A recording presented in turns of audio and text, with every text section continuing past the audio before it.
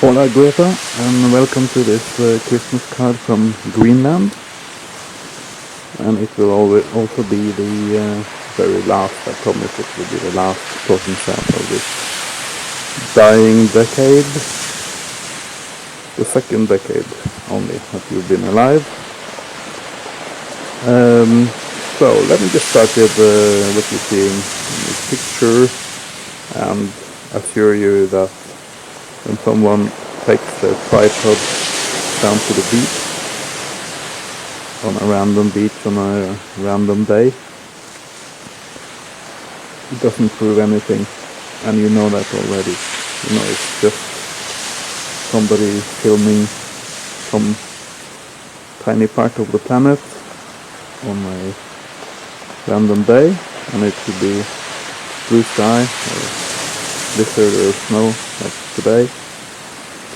And of course in climate science you need longer averages and longer term studies in order to say anything left or right. So, but anyway, this is a nice scenery, and you have all the different states of water, or H2O, in frozen shape, several thousand years old. This chunk of ice is maybe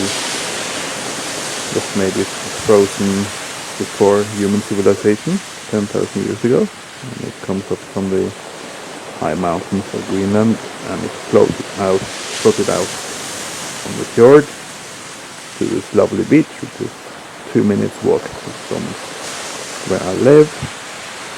And on top of that you have snow, and a snow-covered tidal zone on the beach. Then you have water vapor all around, skimming our view, and you got salty ocean water and all kinds of melting snow. Yeah. The only thing you can't see in this picture is sea ice. There's no sea ice whatsoever, as the ice you do see formed high in the mountains many thousand years ago, and it did not form from salty ocean water, sea ice there. So let's skip a bit to my topic for today. You know, we've had the COP25 down there in Madrid. It was supposed to be in Brazil, then it was supposed to be in Chile, but you know, the chaos of the world today, they both declined. It's time to be moved to Madrid, as you very much know, because you had to catch a boat back from America and to Lisbon and Madrid. And yes, it's kind of a standing joke, these COP festivals, aren't they? It's like most of the people there are not even trying to even save what they are talking about saving now. They're just trying to get a leg up and make the economy better for their country and business. And a lot of activists are sort of tricked into participating. I wouldn't participate in the COP if I got $500,000 thrown after me out of principle, but you know, that's just me. So there are a lot of different narratives and theories about what is happening to the climate. There always was, and because it was such a chaotic field, I myself decided to go to the sources, to the data themselves, and to figure out some kind of hard science side of this, because if you can find some sort of undisputed element of a field study, then at least you have something, right? You don't just have she said, or some people who know some other people heard somebody say blah blah blah. You can't really trust any human beings or any actors in this debate by itself. Everybody may have their motives, and not least they may have their fears and their anxieties, and they may be afraid. I think it's perfectly okay for anyone to be afraid at this point, because this is maybe the point in human history where we should be out of our minds, afraid and scared and in anxiety. But I have to stress that humans don't think their best when they are afraid or when they're scared out of their mind. At least I don't, and I think when humans are facing the hardest 100 or 1,000 years ahead of us that we've ever faced throughout our evolution on this planet, which is the centuries and millennia ahead of us now, we need to think our best. We need to be smart and not be reduced or treated as we would be if we are afraid all the time. We can't think rationally when we are afraid. Then it's the fight or flight, and we may be as afraid of the truth teller as we are of the lying politician, and that's not a good starting point for a learning experience. So I would just come to and say that I have no dogs in this fight. I just wanted to find out what on Earth is going on, and my own studies since 2014 of these Arctic ice and frozen areas led me to move here to Greenland 3 years ago, and my study of the data continues, mostly as a research project for my upcoming fictional books, novels, climate novels, call it what you want, but at least I learned something on the way to writing those books.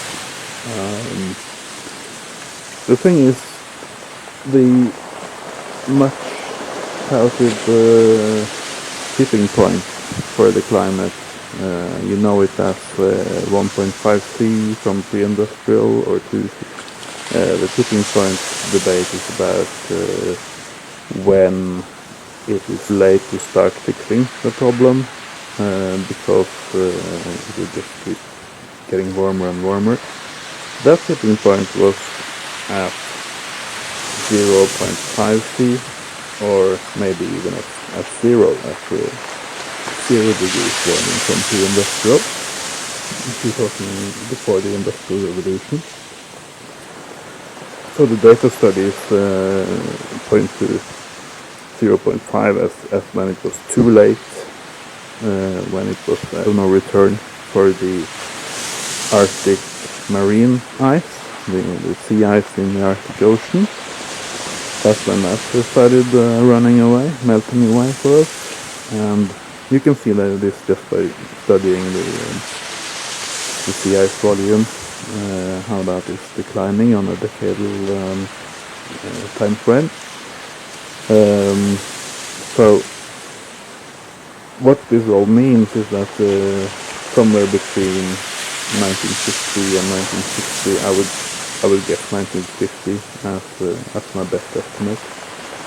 Around 1950, it was too late to change society or change our industrial civilization, because we had already triggered the tipping point for Arctic ice, and all the rest of the climate tipping points are following from that piece of the Jenga tower. If you lose the sea ice on the top of the planet, all of these other pieces will just come tumbling down. So in this debate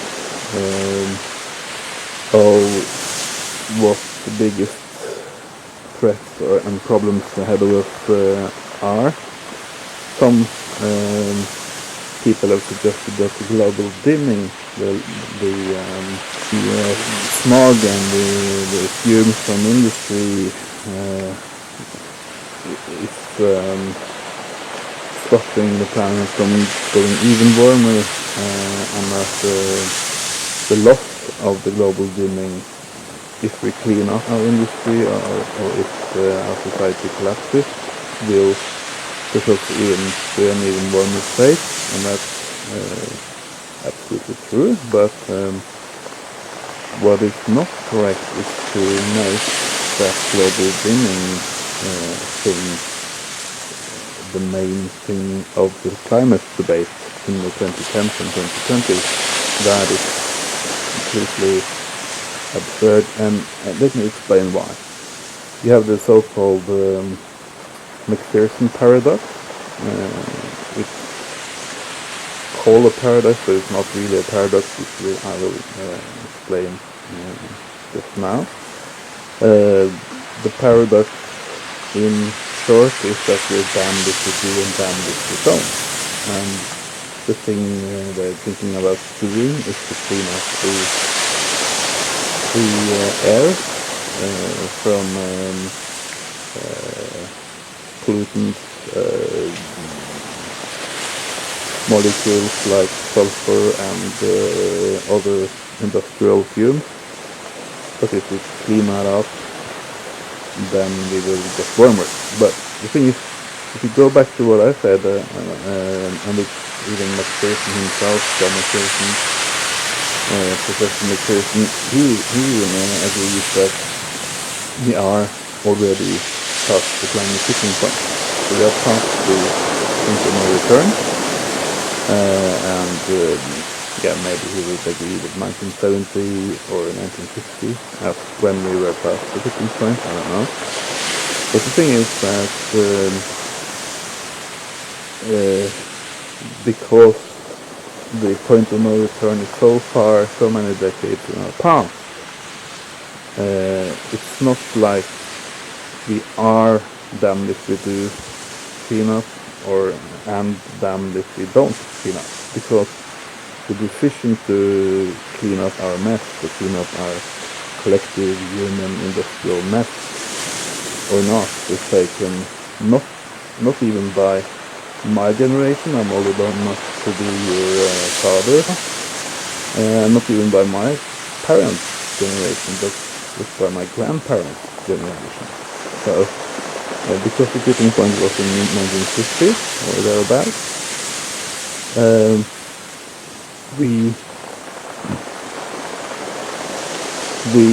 certainly would be damned if we didn't clean up the industry and the carbon emissions and everything.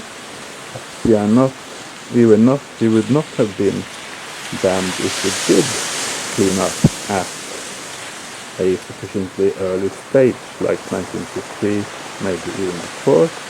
And the McPherson paradox, or the loss of global dimming, that is only an extra point in the known unknowns, or the known stages of runaway warming. We're going to warm up intensely, like more than we've seen for millions of years. And this, or the loss of global dimming, extra half a degree or 1 degree or whatever, it's just going to take us even further up above 3 or 4 degrees, or wherever we will be at that stage when the not dimming is lost, when global society is crashing and burning. And some people even say that all the burning that would be caused by human civilization collapse, that burning alone will cause dimming for many, many years, maybe decades. So, maybe even outdo the industrial booming. So the thing is that it's not a paradox. It's just if we had started cleaning up our mess early enough, at an early point, we could have avoided a 2, 3, 4, 5, 6, 7 degree warming. If we didn't, and we chose to not do it, maybe the grandfather generation that chose not to clean anything up didn't even know that there was an issue, that you had to clean anything up. Maybe they just loved their new, washing machines and cars and the ability to travel by air, and maybe it was even, the tipping point was even before the oil companies found out exactly what was going to go down on this planet. So, you can't really blame 100 grandfathers and grandmothers who didn't even know what was going on at the planetary scale. It's hard to be really angry with them, and most are already dead in this stage. But I think what we are going to see in the coming decade, the 2020s, right ahead of us now, is that